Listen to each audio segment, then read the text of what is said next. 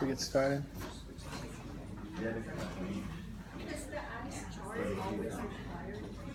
Is the ice chart always required? No. You could skip it sometimes if you want. It's not always required. It's a good idea to do it though, just get in the habit of it. Huh? Exam will be next week, Tuesday. Tuesday, yeah.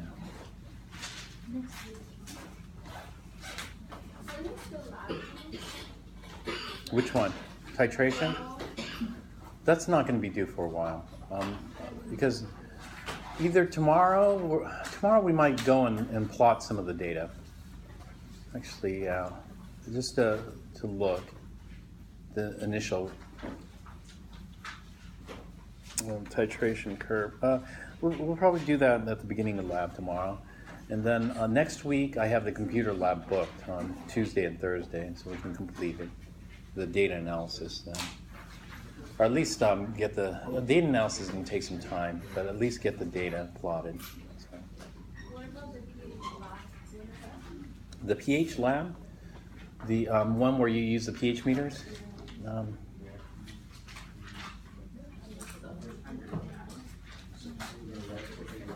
I'll announce it later.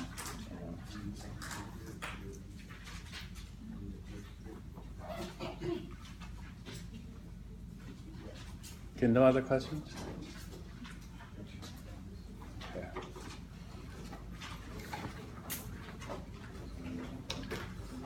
All right, let's look at polyprotic acids. What we're going to do is we're going to take a weak polyprotic acid and a strong base.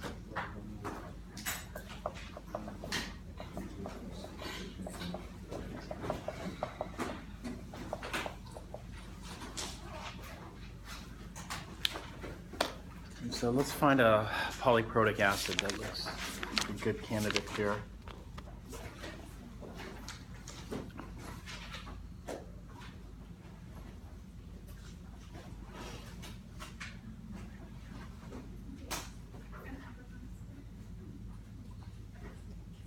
All right, let's do something like a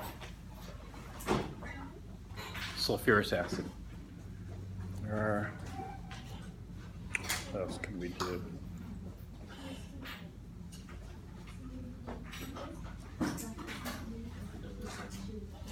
Or citric. Let's do citric acid. Since I don't have that many questions, we could try triprotic acid.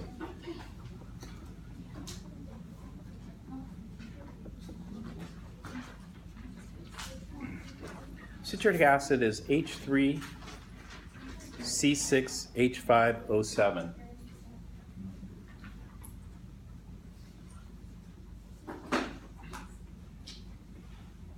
This is kind of a pain to write over and over, so there's some abbreviations. One common abbreviation for this is just H3 CIT. You know, acetates often abbreviate the AC for acetate. We abbreviate citrate. The ion for this is CIT. Triprotic acid, so 3 acidic hydrogens. When we look at the titration curve for this, we plot out pH versus milliliters of sodium hydroxide. We should see 3 equivalence points. First equivalence point, second equivalence point, third equivalence point, something like this. They should be evenly spaced.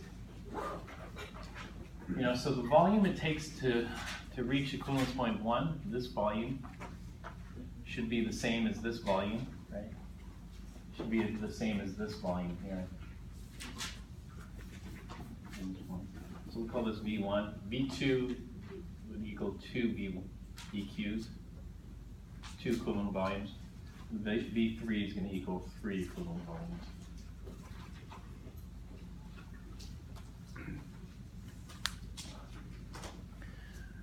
So when we get a titration curve like this, then we just figure out where we are in the curve.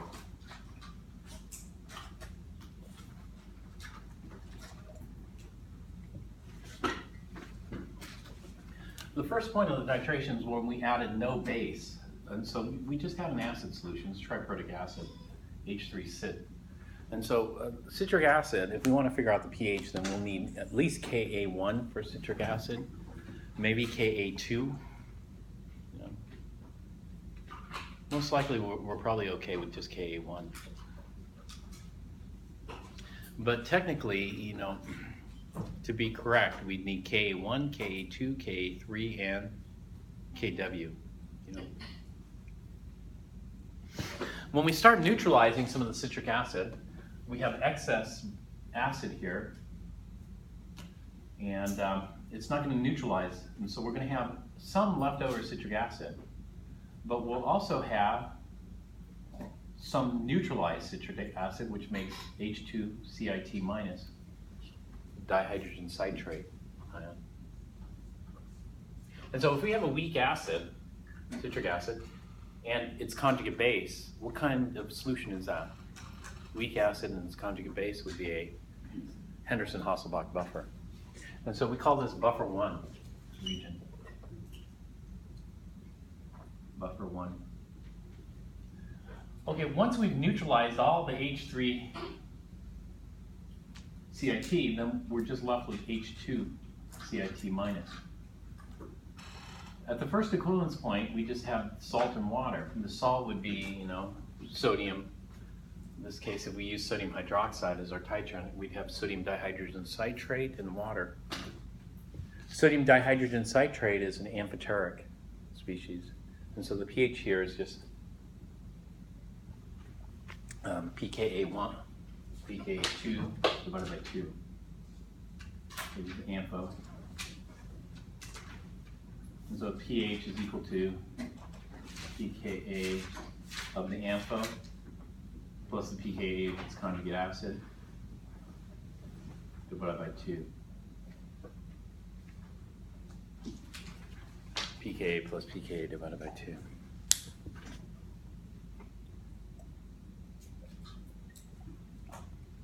All right, once we've neutralized the first hydrogen, then and we continue adding sodium hydroxide. Sodium hydroxide is in fact the strongest acid present. And so this is no longer going to act as an amphoteric species, this is going to act as the acid. And so what we have here is going to be the acid, the dihydrogen citrate, and then we're going to neutralize some of that. And when we neutralize some of that, that'll form monohydrogen citrate. Monohydrogen citrate. Monohydrogen citrate would be like this. And this is a weak acid and its conjugate base. A weak acid and its conjugate base is a buffer, Henderson-Hasselbalch buffer. So this would be buffer region 2. And then once we've neutralized all that acid, all we're going to be left with is monohydrogen citrate. Monohydrogen citrate is amphoteric. And so the pH is, you know, the pKa of the ampho plus the pKa of its conjugate acid divided by 2.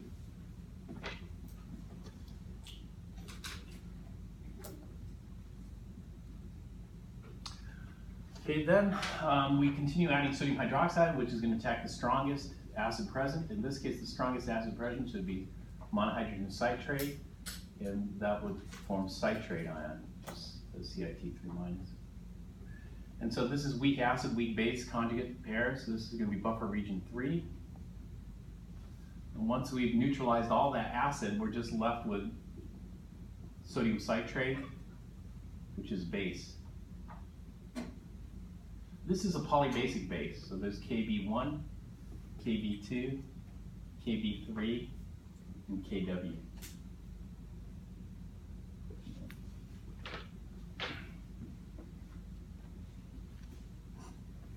And then as we continue adding sodium hydroxide, we get into the excess sodium hydroxide plus weak base.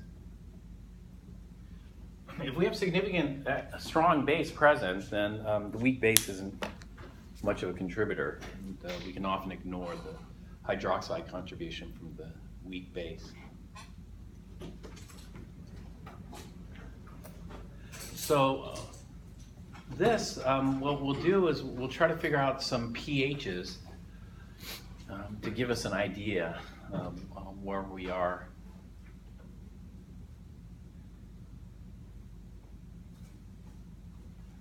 on this chart. So anywhere on this chart we would solve the same way.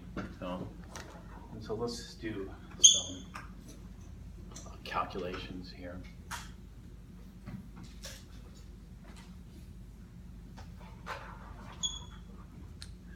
So what we're going to do is we're going to titrate, keep the numbers simple, 10.00 milliliters of citric acid.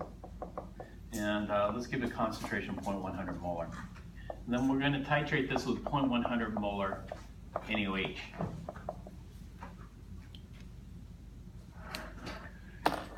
And so what's V1 going to be here? How many milliliters to hit the first equivalence point?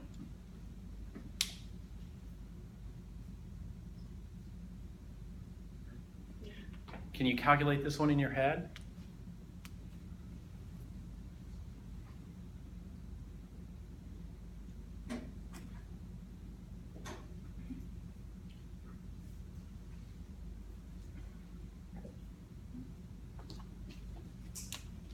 I want to know the volume to reach the first equivalence point. Well, the volume is, we have 10.00 milliliters of the citric acid. Okay, we can convert that to liters, 1,000 milliliters per liter. Then we know the molarity, it's 0.100 moles per liter. 0.100 moles per liter of citric acid. And then we want to get to the first equivalence point. At the first equivalence point, we have 1 mole of sodium hydroxide for every 1 mole of citric acid.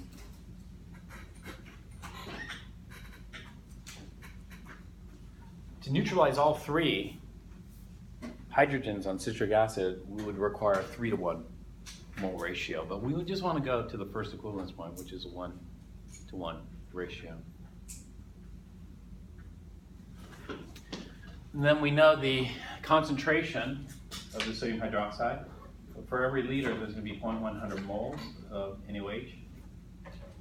And then we know the liter to milliliter conversion. And this will tell us how many milliliters are required to hit the first equivalence point. And it turns out it's going to be 10.00 milliliters. Right? So the same concentration. Do you see that? Same concentration. So if I got 10 milliliters of this, I'm going to need 10 milliliters of that. So I could have skipped that stoichiometry if I wanted to. How many milliliters will it take me to get to the second equivalence point total? V2 will be 20 milliliters. Get to the third equivalence point, a total volume of 30 milliliters would be required. And so it's going to take 10 milliliters to neutralize each hydrogen. We've got 3 hydrogens here, 3 protons, we need 30 milliliters.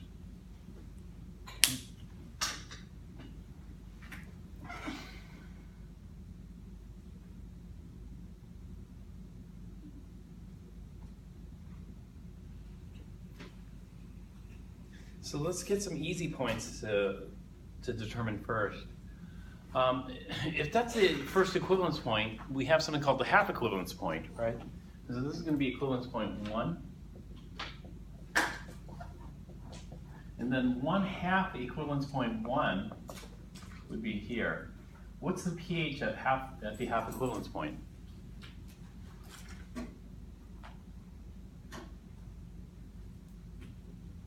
If you recall, in the earlier calculations, at the half equivalence point, we've neutralized half of our acid, converted it into base. And so the acid to base, or the base to acid ratio is 1-to-1. You know? Do you guys recall that, or not so much? Yeah? No? Not really? Okay.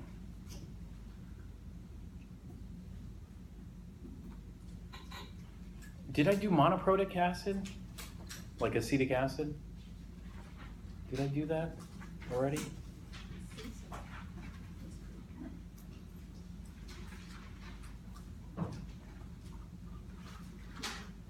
Yeah, okay.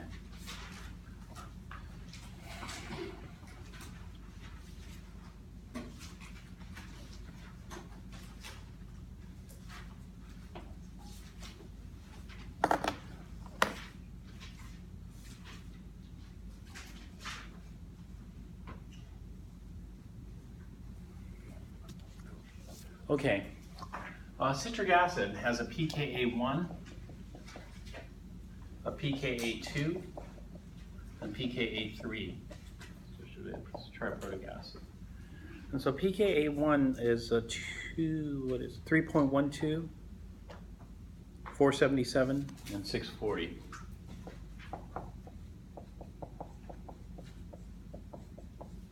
These are three here. And it turns out that at the half equivalence point, the pH is equal to pKa. And so at this point here, the pH is equal to pKa1, which is equal to 3.12. At 1/2 the second equivalence point,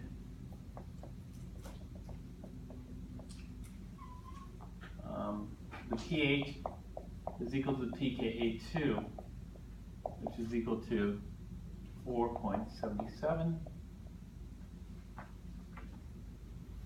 And at 1/2 the third equivalence point,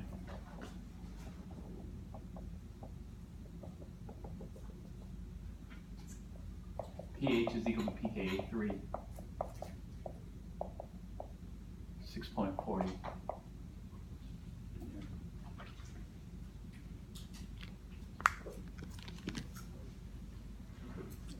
Where does that come from?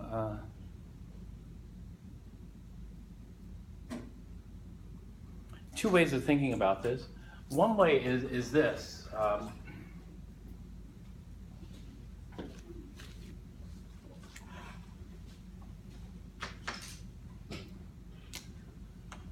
Let's look at this is the first part of the curve up to the first equivalence point here, starting from the initial here. Equivalence point 1.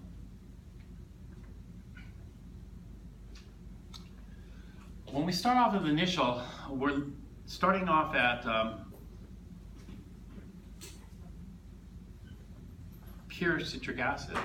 In other words, we have 100% citric acid and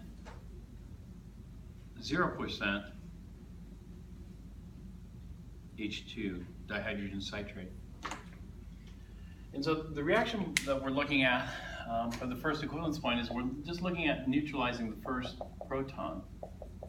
Sodium hydroxide is going to produce sodium dihydrogen citrate plus water. When we neutralize all of that first proton, then all we're left with is sodium dihydrogen citrate and water. And so this would be sodium dihydrogen citrate and water. And so once we've neutralized that first proton, then we're left with just no more citric acid left. And so H3CIT would be 0%.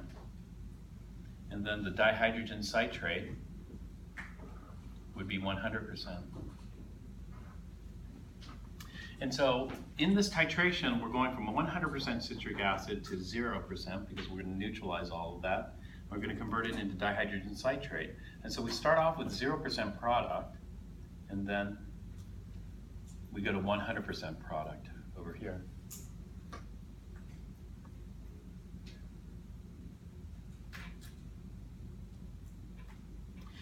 At the half equivalence point, what it means is I've neutralized half of it. And so that means if I look at my citric acid that's remaining, I have 50% remaining. And that 50% that has been consumed to neutralize the citric acid to form dihydrogen citrate. And so I'm going to end up with a 50-50 mix. Half my acid has been neutralized to form product. And so I'm going to have a 1-to-1 ratio of base to acid. This is my base here.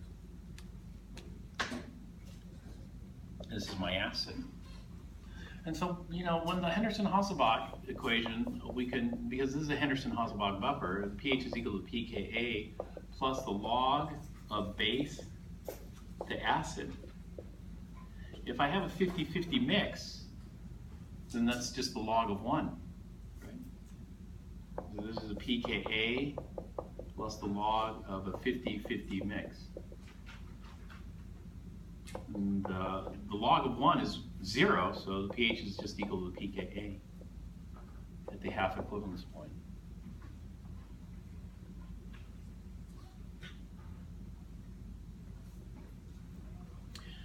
Okay, the same thing happens at the equivalence point too, because here I just reset it.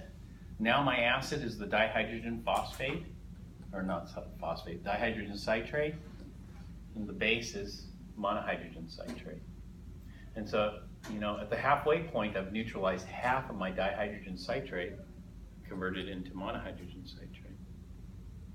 And so the pH is going to be equal to pKa plus the log of the base, which is monohydrogen citrate over the acid dihydrogen citrate ratio, which is a 50-50 mix, which means pH is equal to pKa. But in this case, it's pKa 2 because this is buffer region 2.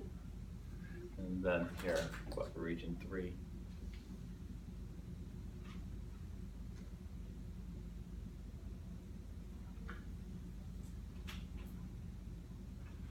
That's a shortcut method for doing this. The long way is to go ahead and do the solution dilution, right? And then figure it out based on that. Which we can. So let's go ahead and do that then.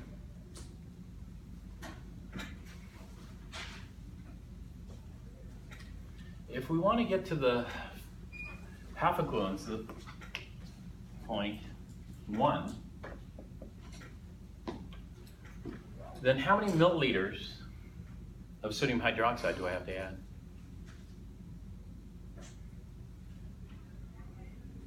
If it takes 10 milliliters to neutralize all of it, then to neutralize half of it will take 5 milliliters. Right?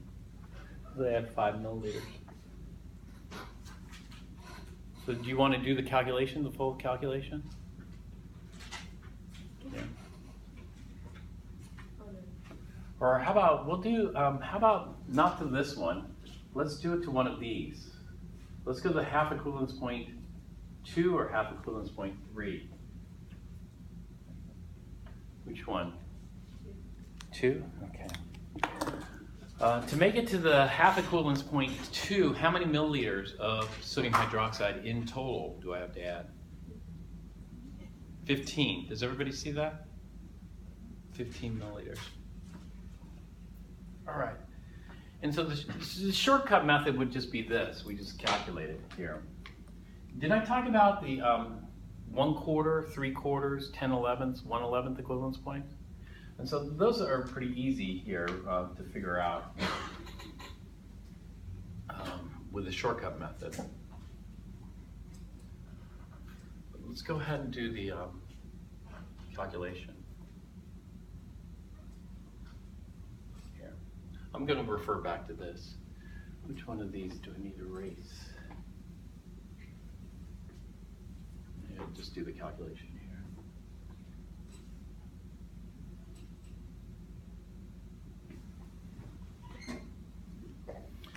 All right, so I'm going to add 15.00 milliliters of sodium hydroxide. 15.00 milliliters should take me to the half equivalence point 2. Half equivalence point 2 should come in at 15.00 milliliters. What is the pH at that point? And so at the second half equivalence point, this one, what is the pH equal to? All right, so I set it up like this, and then the first step is I'm going to do solution dilution. And so the total volume of the solution is going to be, 10 and 15 gives me 25.00 milliliters. And then I got to figure out the new diluted concentrations. And so what is my new concentration of sodium hydroxide? Well, I started off with 15, and then I diluted it to 25. So it's a 15 to 25 dilution. Not the cleanest number, unfortunately, but times 0.100. And so what does that come out to?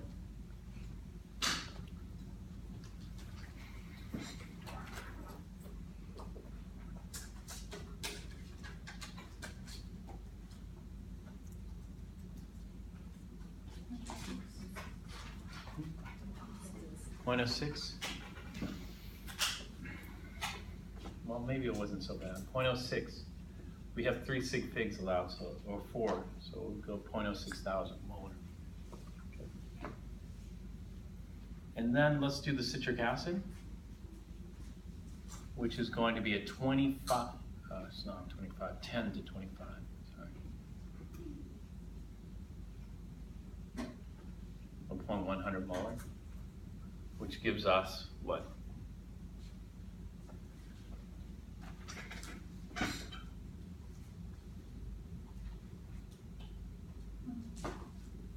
.05? 0.04? 0.04.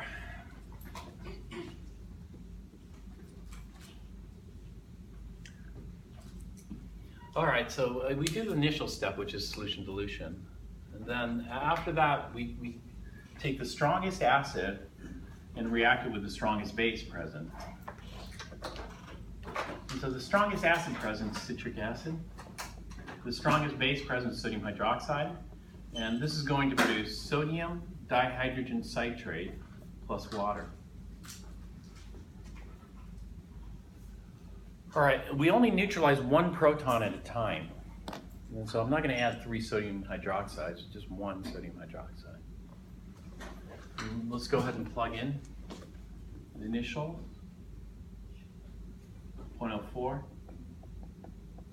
1,000, 0.06, 1,000, and 0.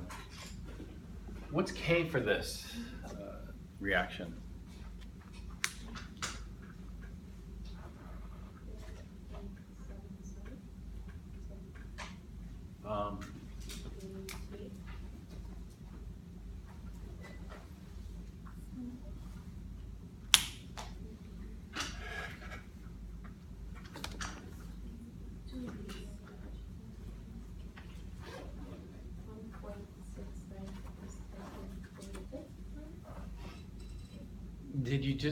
Did you get that from pKa? Yeah.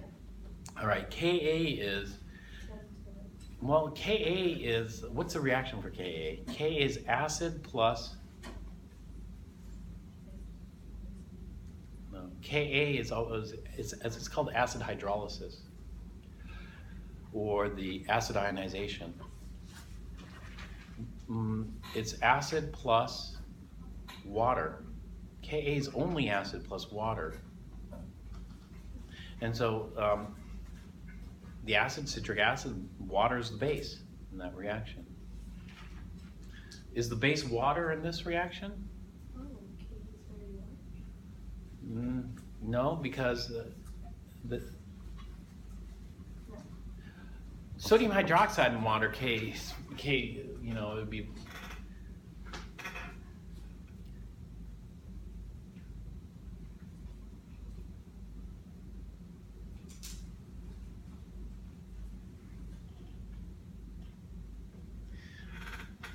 So we know that the acid's weak plus water is very weak base. Well, if we look at this from the perspective of sodium hydroxide, you know, sodium hydroxide is a strong base. So strong base plus water should give a Kb that's very large. And so we already know sodium hydroxide and water has a Kb that's very large, but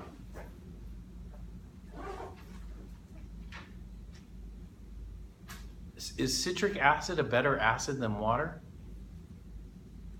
Yeah.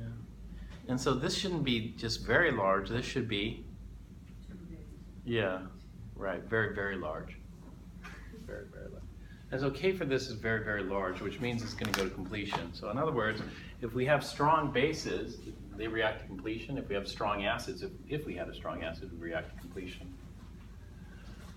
So the K should be very large, the chain should be complete. Now, what is the limiting reagent in this case? The limiting reagent is going to be citric acid, so that's going to go to 0. This is going to go, this is going to be minus 0.04 thousand. The numbers are clean, actually. This is going to be 0.02 thousand, and this is going to give me 0.04 thousand. And so what do I have left? Well, I have a strong base and an amphoteric. Well, the strongest base will react with the strongest acid present, and the strongest acid turns out to be this. And so this will be my acid here.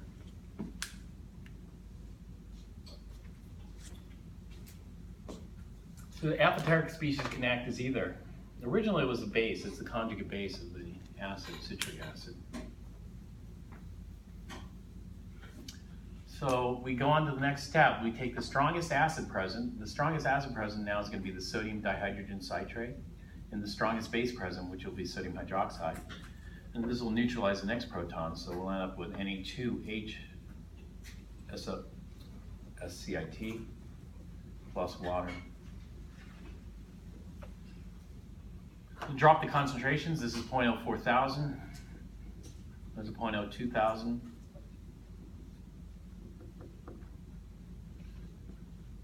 What's K for this reaction? This one should be very, very large as well. Right. And so this is going to react to completion. But you know what? I don't have enough base to neutralize all my acid. I only have enough base to neutralize half my acid. When I only neutralize half my acid, then I'm going to lose half of it. So I'll be left over with half. And that other half gets converted into product.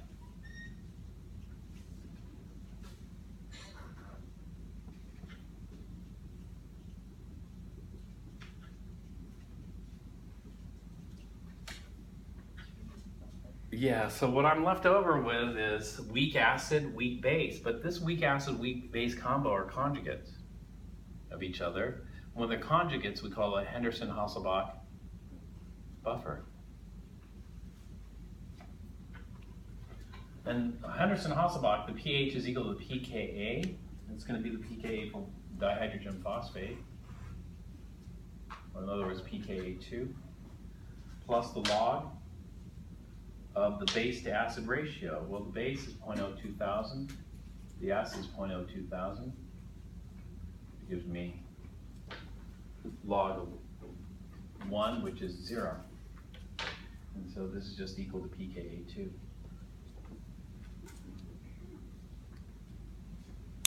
And so we'd see the same thing repeated, you know, here at the first and here at the third. We did it. This is the long calculation. We'd also do it short. H2 citric acid for dihydrogen citrate, not dihydrogen citrate. Yeah.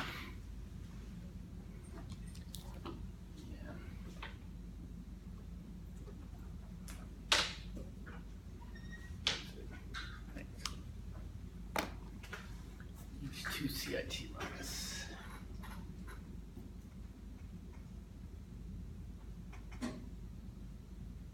Okay, so let's figure out some of the equivalence points here.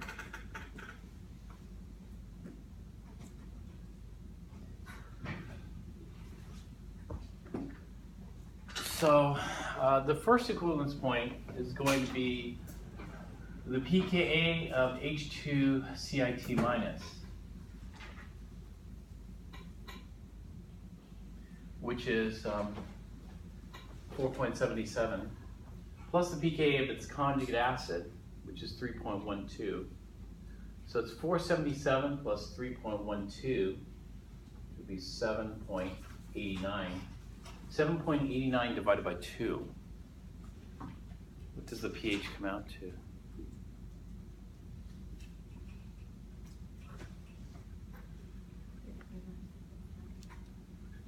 3.945.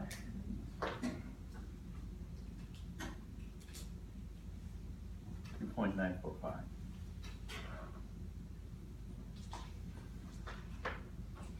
All right, then we go over here. We have the pKa of monohydrogen citrate. pKa of monohydrogen citrate would be pKa3, 6.40, plus the pKa of its conjugate, which would be 477. So that's going to be 1011 11.17 divided by 2. 11.17 divided by 2.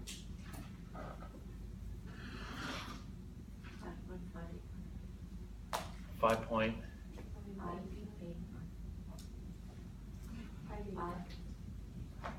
5.85? No, 5.5. 5.585. 5.585. Okay.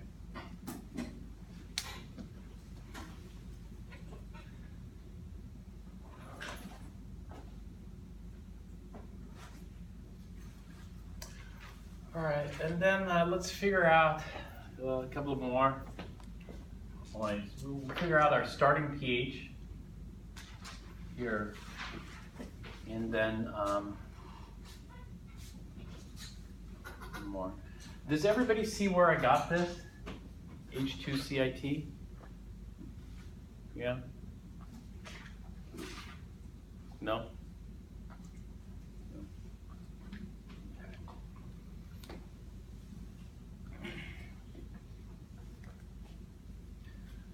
Let me do that here.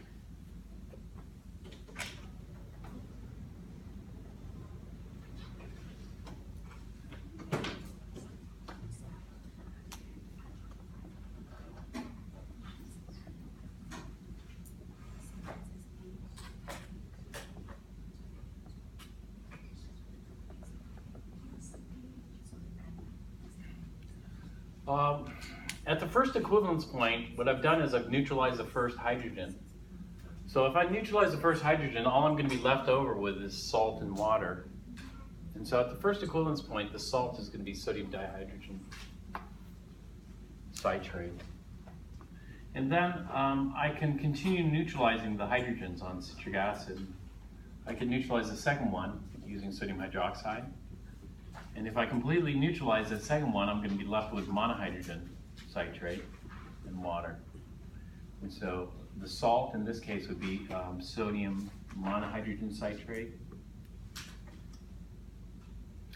And then there's one more proton to neutralize. So I could take the monohydrogen citrate and neutralize that next proton to get sodium citrate and water.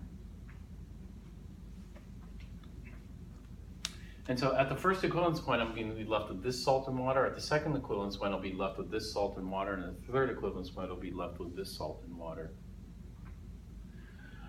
At the first equivalence point, the pH, since it's amphoteric, the pH we can calculate using this equation here for the amphoteric species. Second equivalence point, same thing. It's going to be amphoteric. At the third equivalence point, is this species amphoteric, the salt? No, this is not an amphoteric salt. This is a basic salt. It's actually a tri-basic base. So it's going to have a KB1, KB2, and a KB3 associated with it. How can you tell? How can you tell? Yeah, whether it's an amphoteric or it's a regular base. There are two ways you can tell. One way you can tell is it occurs on both sides of the chart, the same species. The other way you could tell is this. For example, monohydrogen citrate, can it donate a proton? Yeah. It can donate a proton, form H3O plus and citrate. Can monohydrogen citrate accept a proton? Yes. It can accept a proton to form dihydrogen citrate and hydroxide. And so it can collide with waters in both ways. If it can collide with water in both ways, then it's amphoteric. Whereas sodium citrate, oh, this is HCl2 minus, sorry, I forgot the charge. Monohydrogen citrate.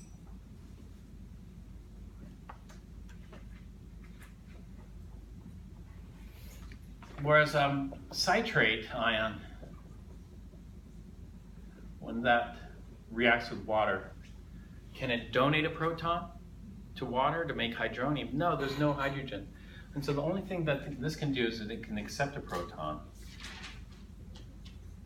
And so this is just KB only. And so this has a KA and a KB. So we can call that amphoteric.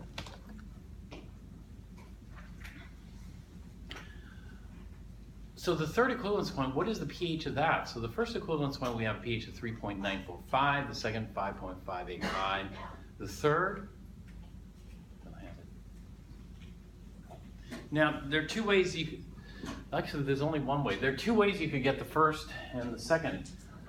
You know, you could do it the shortcut method, which I did. I skipped a lot of steps. Or you could do it the long method. The long method works for anywhere in the titration curve. The shortcuts depend on where you are. You know, they're valid in some regions, not valid in other regions. So if all these shortcut methods are confusing, then you should approach every titration problem the same. You know, the same is you do a solution dilution followed by strongest acid plus the strongest base. So for example, here I just did the shortcut for this first equivalence point, but if we were to do the long method, we'd add 10 milliliters. We'd have to know how many mils. Then we do a solution dilution, et cetera, and then see what's left over, right? Do you want me to do that, or?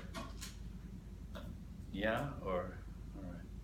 And so let's calculate the first equivalence point then. See.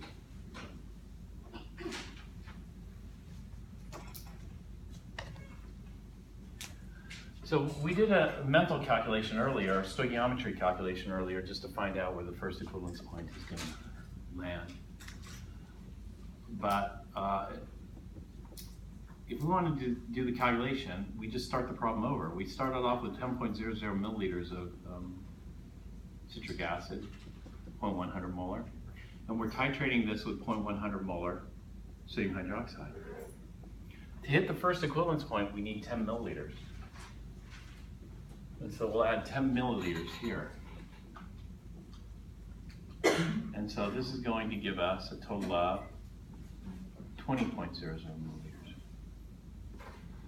And so we can calculate the concentration. The new concentration of sodium hydroxide would be a 10 to 20 dilution, 0.100 molar. And so it's a 1/2. So in other words, it's going to be 0.0500 molar. And then the citric acid is the same dilution factor, and the same concentration. And so this is going to end up at 0.0500 molar.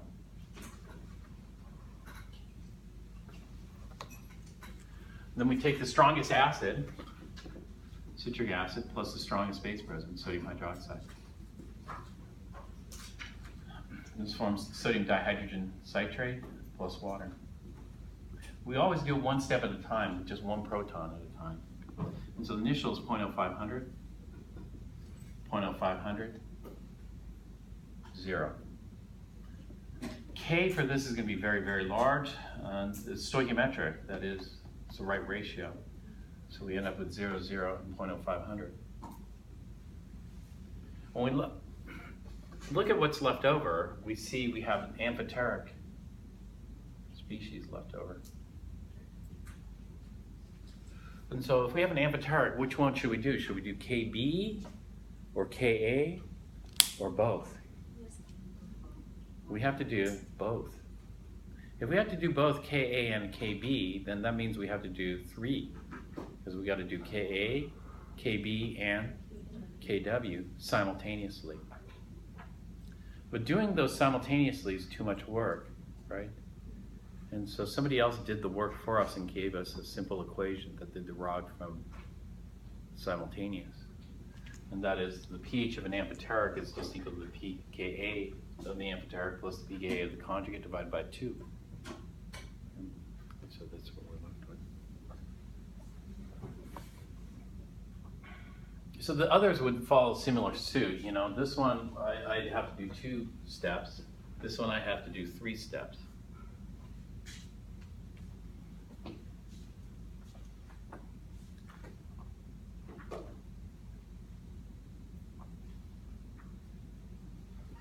All right, this is the first equivalence point. should we do the second equivalence point or skip it? Should we do the third? Yeah. Well, When we find half in equivalence point of 2, Mm-hmm. why is the first step here to find equivalence point 1 different than like the first step that we did in half of the equivalence point 2? Actually, okay, if you do the long calculation, the long method, the first steps are the same. And that is solution dilution. Okay, then followed by the strongest acid plus the strongest base. So could you go from this step and find the half of equivalence point 2? You could, but this is too much work. You know what's much easier is just to start the problem over again. And you just do solution dilution, etc. If you were to start from here and then figure it out, then it's getting too complicated. It's much easier just to erase the page and start again. And so,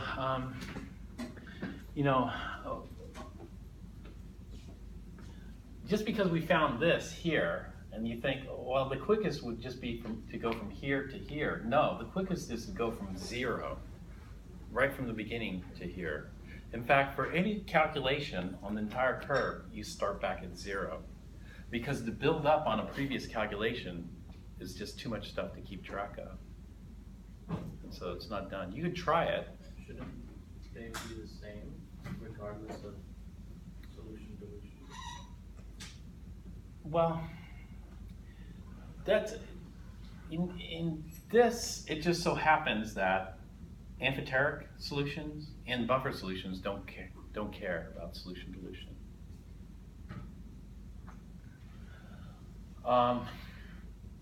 This third equivalence point cares about solution dilution. So here you would have to do a solution dilution. The previous points we didn't have to. The first point we do have to. True. And so there are other methods for doing this, which are going to be quicker even. But I'm only talking about buffer and amphoteric shortcuts. These shortcuts you don't even have to know. You could do every single problem the same way. Solution dilution followed by the strongest acid plus the strongest base.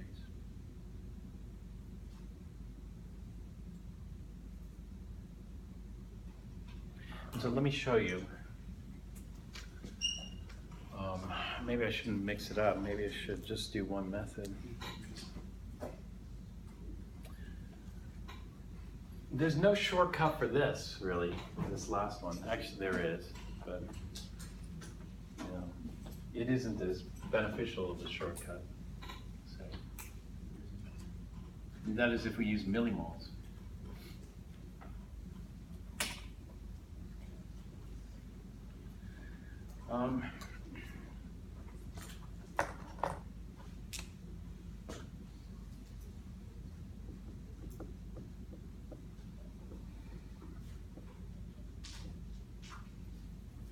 So if I want the third equivalence point here, this is not an amphoteric, this is a base. So this base is going to need a KB1, KB2, KB3, and a KW.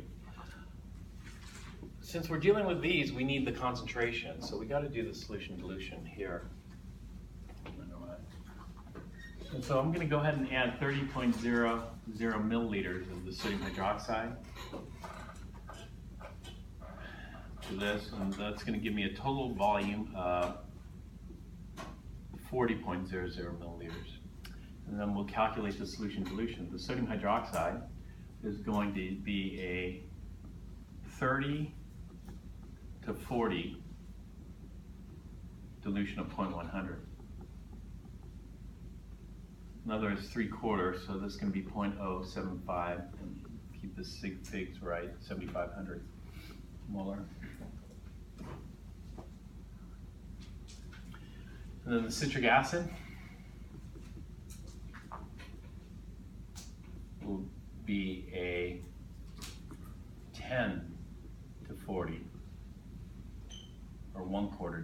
1.100 molar. It's going to be 0.02500 molar.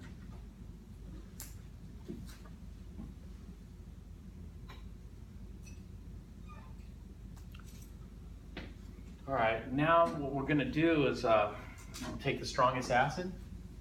This is going to be the citric acid, 3CIT, plus the strongest base, which is sodium hydroxide. And we do this one step at a time. You know, even though it's going out to the third equivalence point, we're going to neutralize all 3 protons. It's always just one step at a time. And so this is going to give us sodium dihydrogen citrate plus water in the first step. Plug in the concentrations, 0.02500, 0.07500, and 0. K for this is very, very large. So it looks like citric acid is limiting, so we go to 0. We lose 25 of that, so this is going to be 0.0500. 5,000 actually, sorry, 0.02500.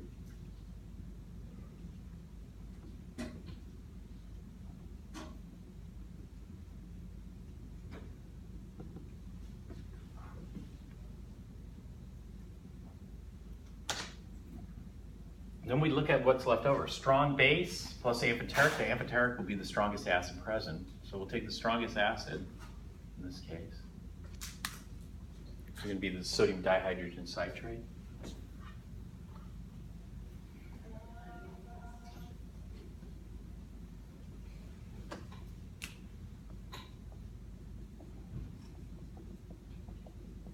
And we have sodium hydroxide left over. So this is going to be sodium monohydrogen citrate plus water. Plug in the initials, so we'll drop this down. It's going to be over here, 0.05000 and 0.02500 and 0 over here. Okay, K for this is very, very large, so it looks like we're going to lose all of this.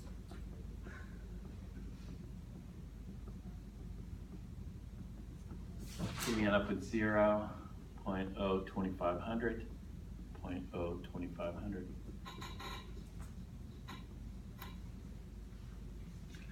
Okay, it looks like we have a strong base and an amphoteric, and so the amphoteric will be the strongest acid. We'll take the strongest acid, in this case, the monohydrogen citrate, plus the strongest base present, sodium hydroxide. We're gonna put sodium citrate, which is salt, and water.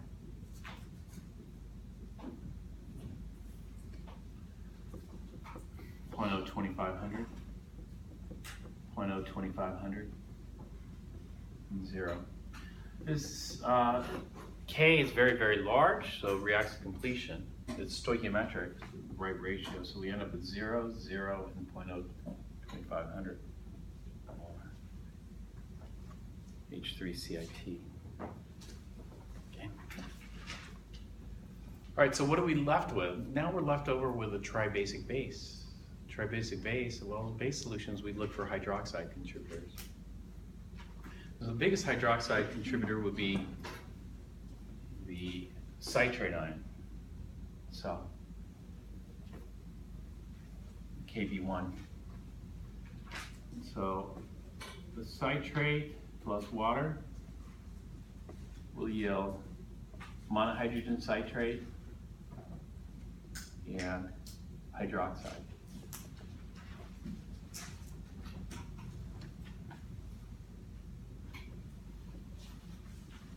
Kb is equal to Kw divided by the Ka for monohydrogen citrate. 1.0 times 10 to the minus 14 divided by the Ka for monohydrogen citrate. Ka for monohydrogen citrate is 4.0 times 10 to the minus 7.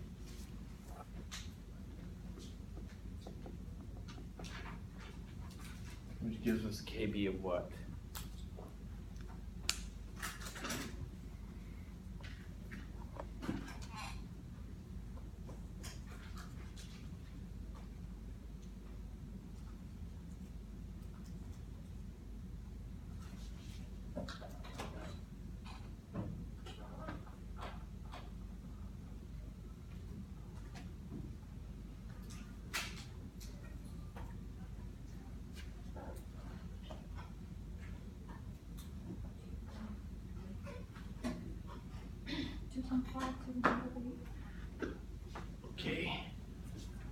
2.5, give me one more digit.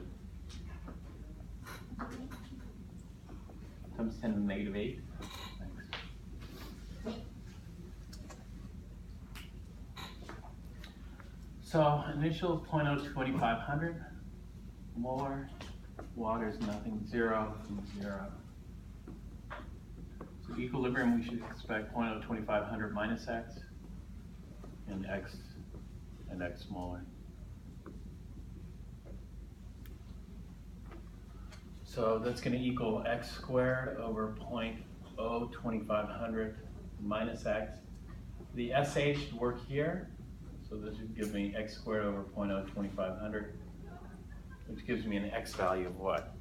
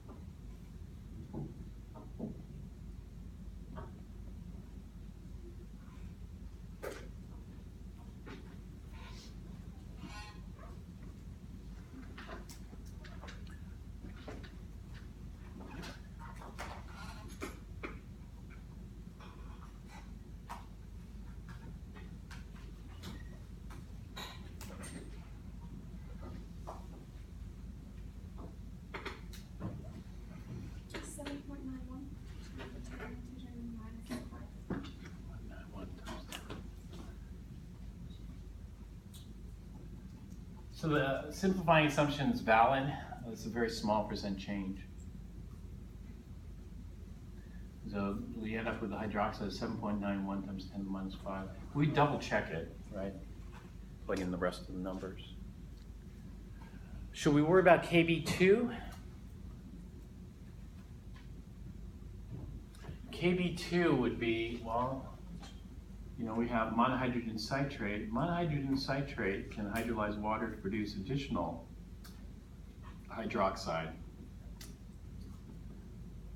Okay, so it formed dihydrogen citrate plus some more hydroxide.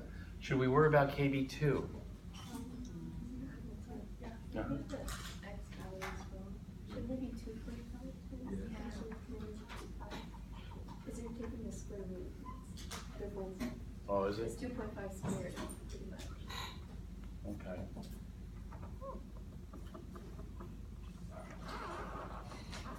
So it should be 2.5. Is that right? Yeah. Okay. Should I worry about KB2 adding some additional hydroxide? And so what is KB2? KB2 for this is going to be Kw divided by the Ka for what acid? So it's going to be the conjugate acid. So this would be the conjugate acid here, it would be H2 citrate. And so this is going to be 1.0 times 10 to the minus 14 divided by Kb2. 1.7 times 10 to the minus 5.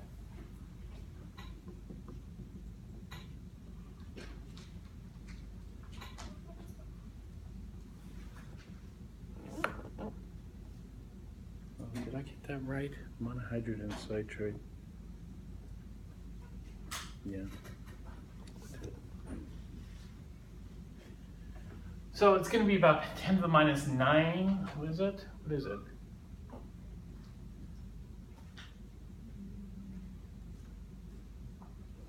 Minus 10? 10 to the minus 10? 5.882 times 10 to the negative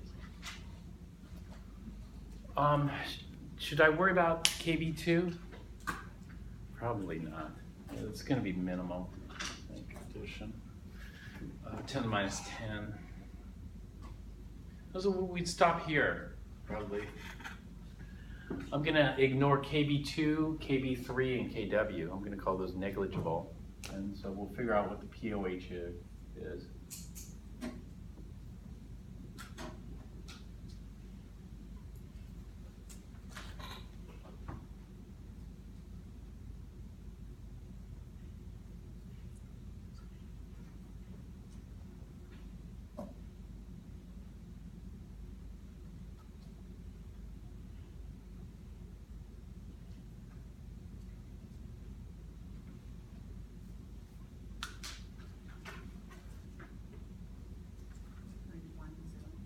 What is it? 4.10? Okay. That means the pH is equal to 9.90. The pH should be 9.90 here.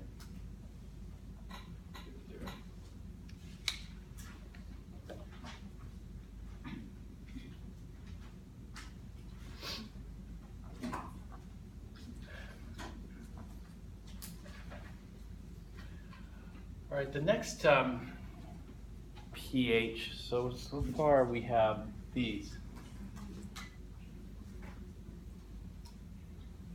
Will be the initial pH.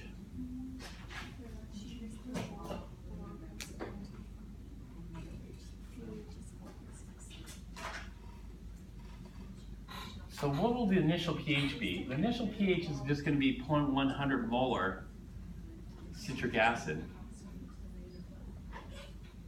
0.100 molar citric acid is going to have a Ka1, a Ka2, a Ka3, and a Kw.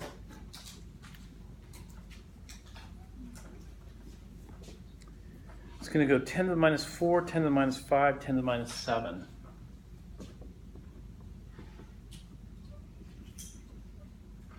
-14. So if we're interested in the pH, for sure Ka1. What about Ka2? Maybe Ka2 because they're kind of comparable, but because of the common ion effect, it might not be significant. Maybe we'll do Ka1 and Ka2, but probably not Ka3 because it's like 3 orders of magnitude, and definitely not Kw. It's probably going to be minimal contribution to hydronium. And so let's figure it out here then. We'll just do K1 first.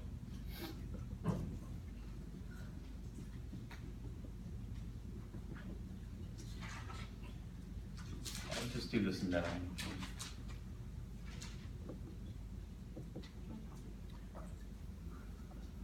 There's no solution dilution because we're not adding any sodium hydroxide to it.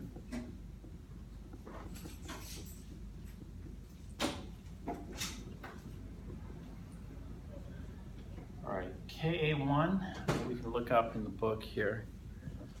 7.5 times 10 to the minus 4.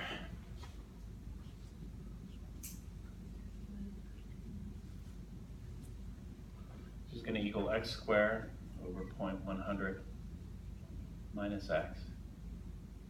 Just try the simplifying assumption.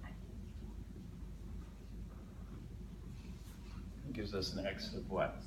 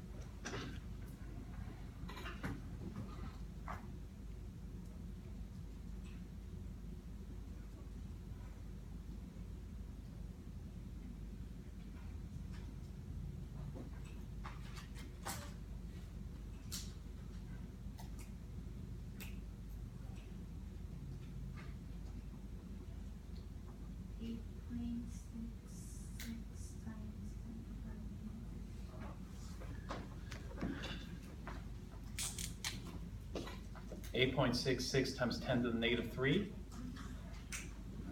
So simplifying assumptions looks valid. Well, is it valid? No. No, shoot, it's 8.6% change. Can't use it, failed. Okay, if it fails, then we have to use the quadratic. Let's go ahead and use the quadratic here.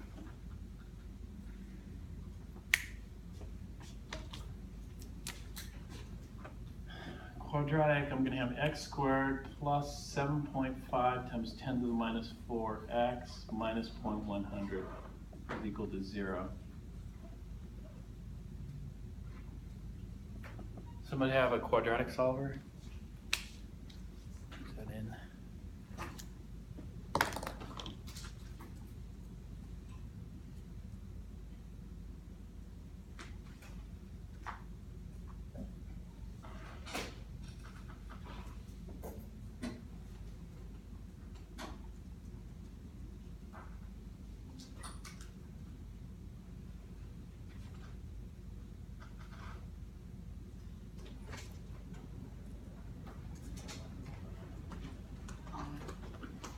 Do we have to put up for lab tomorrow? No. Our notebook? No? No. Okay, thank you.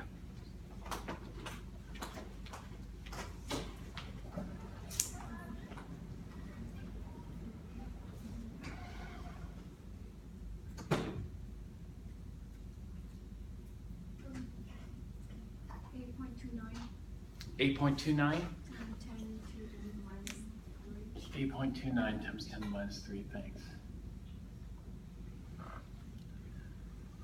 All right, so that comes out to 8.29 times 10 to the minus 3 hydronium. We double check this to make sure it's correct.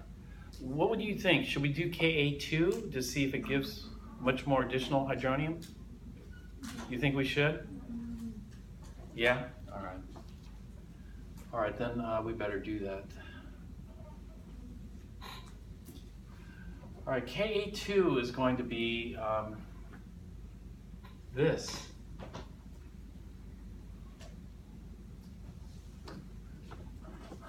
H2CiT2 minus, this water.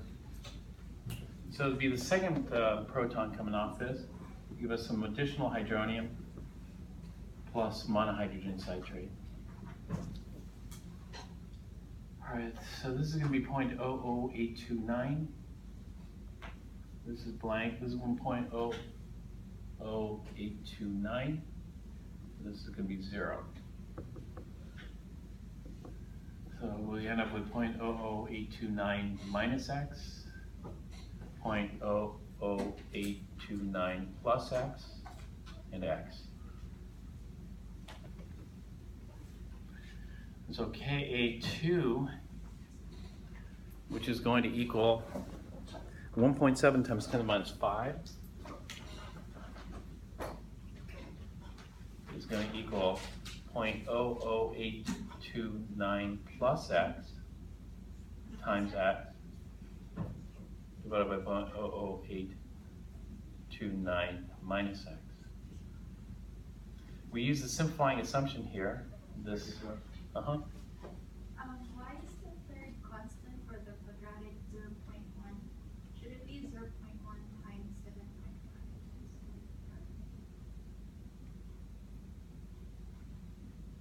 7.5? yeah. Did I make a mistake? Oh shit. No, we would have caught that in the double check, hopefully. But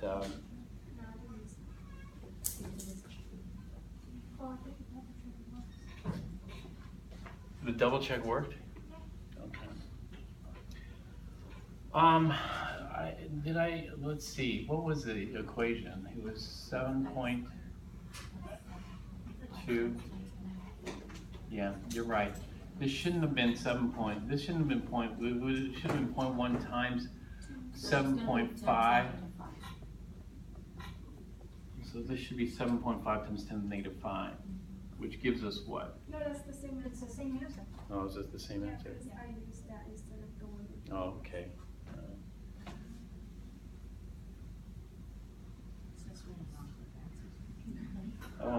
My setup was wrong, but fortunately, she didn't use 8.29 times 10 to the negative 3. Okay, good.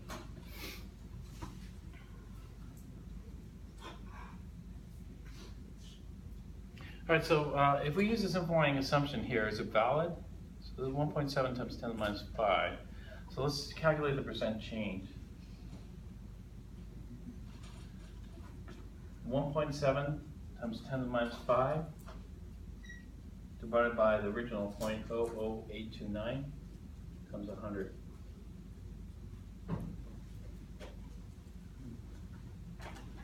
What's the percent change come out to? 0.2%. 0.2%? Okay, so we're good. The change is small. And so let's calculate it. This is 0.00829 minus x, so 0.00017. Use a 8273. And this is going to be equal to 0.00829 plus 0.00017. So 0.00837.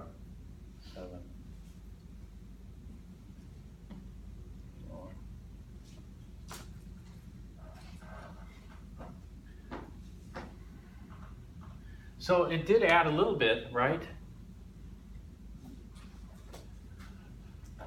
Calculate the pH before.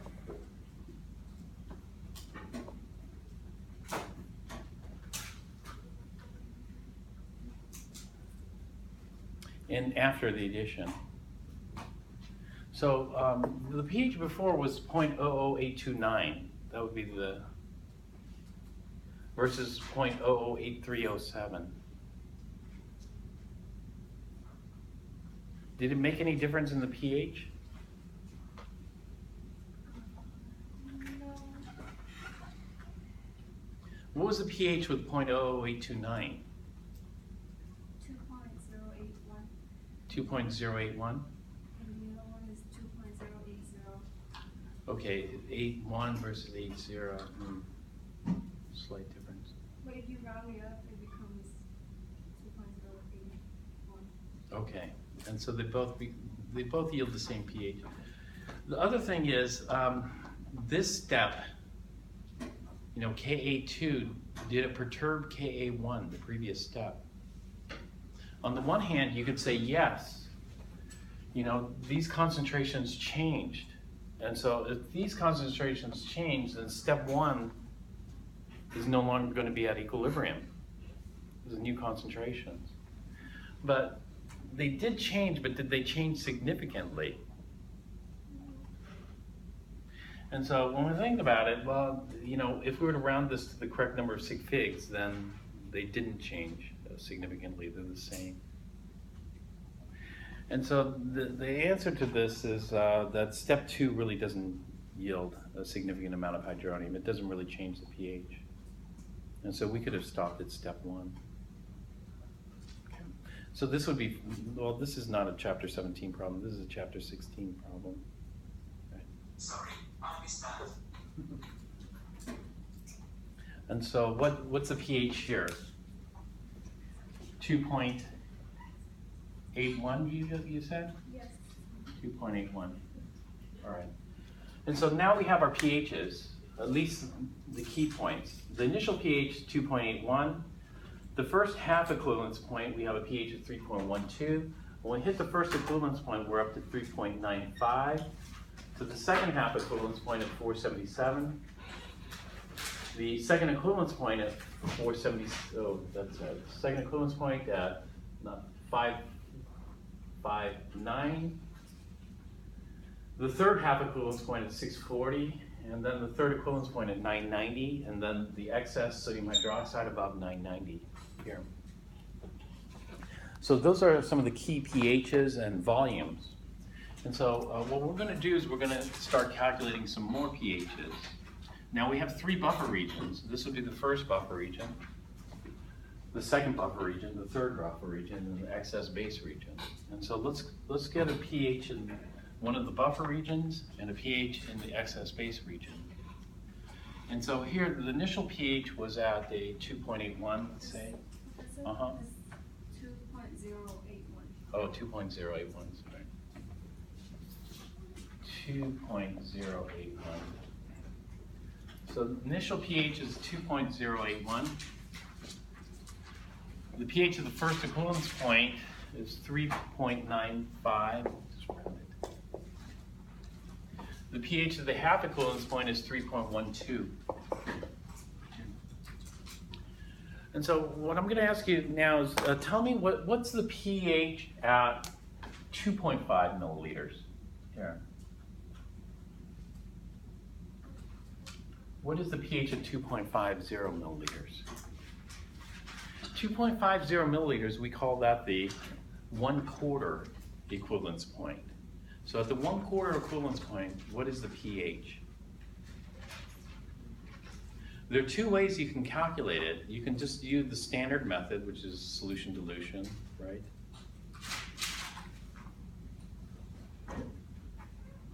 Or you can calculate it using the shortcut method. And so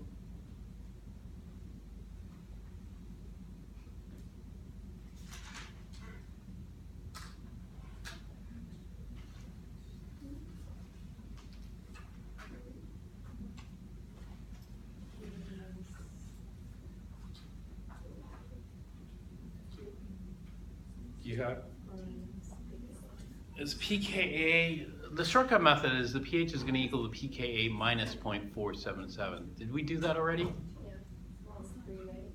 Hmm? Yeah, the log of 3, right. And so here it's, well, it's going to be 3.12 minus 0.477, which gives us whatever, you know. So that's the shortcut method, right? And so we could get the 1/4, the 3/4, the 1/11, the 10/11, right? What is the volume at the 1/11 equivalence point? You know, well, at 2.12, we're going to have a volume of how many milliliters? pH of 2.12, which is pKa minus 1, is the 1/11 equivalence point. That's going to be 1/11 of 10 milliliters, which comes out to 0.909 milliliters here, 0.909 milliliters. And so there are a whole bunch of shortcuts we can use in this region. If you don't use the shortcuts, you can always do it the long way. That is, you know, you take your 10 milliliters, add 2.5, you get 12.5, do solution dilution, take the strongest acid, react it with the strongest base. Right? You can always do that. Well, the next thing we're going to do is, well, you know, we should be able to get these quickly, but what if we wanted this? What if I wanted to go to a pH of 3.30? Well, 3.30 is in the first buffer region. The first buffer region transitions from 2 to 4, so 3.3 is in that region, right? And so if I'm at a pH of 3.30, what is my milliliters? How many milliliters of base would I have had to add to get to a pH of 3.30? So can you calculate that?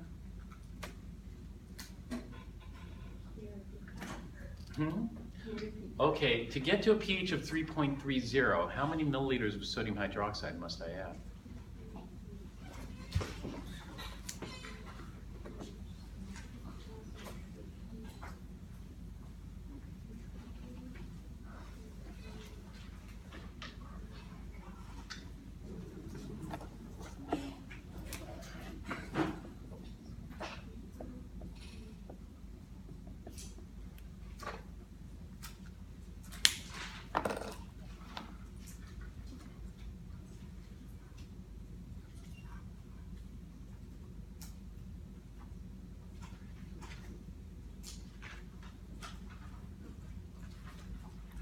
There are two ways I could do this. I could do it the long way, which we do every problem the same way, or I could do it the shortcut method.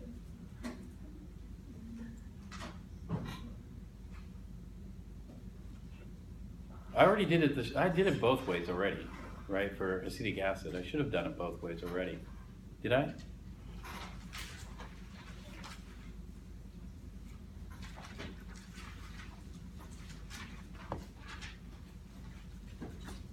Maybe I didn't do it both ways. I didn't do it the long way. Did I do it the shortcut way?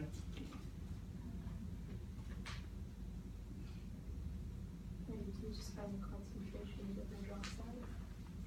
Right. Something like that. Well, since we're out of time, we could do it the long way.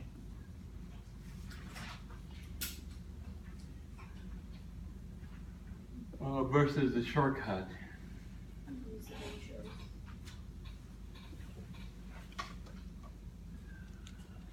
ratios. The shortcut method, we need to know what region we're in. Even the long way, we need to know what region we're in. So what we had to do is we had to map out certain key pHs and key volumes. So in order to answer a question like this, 3.30, that's in buffer 1.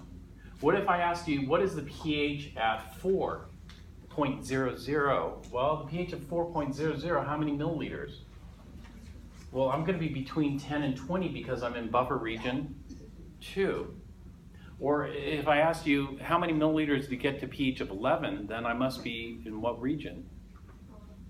If I'm asking you a pH of 11, how many milliliters? I'm in the excess sodium hydroxide region. And so I need to have certain key points here in order to answer a question like this. You know, how many milliliters does it take? Because I got to figure out what region I'm in.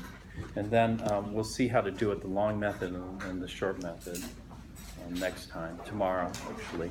You don't have to prep for lab tomorrow. We're going to do a kinetics lab. We're going to actually do the experiment, I think, on Thursday.